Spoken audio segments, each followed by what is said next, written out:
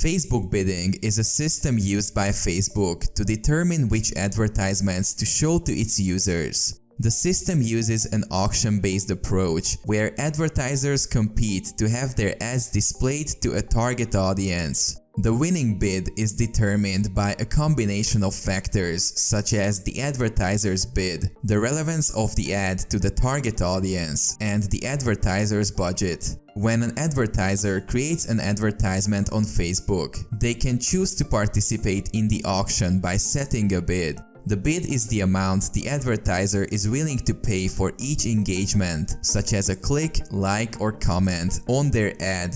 Facebook's algorithm will then compare the bids of all participating advertisers and determine which ad to show to a particular user based on a variety of factors, including the relevance of the ad to the user, the bid amount, and the advertiser's budget. Advertisers can adjust their bids and targeting options to improve their chances of winning the auction and getting their ad shown to the desired audience. Facebook's bidding system is designed to provide an efficient and effective way for advertisers to reach their target audience, while also ensuring that users see ads that are relevant and useful to them.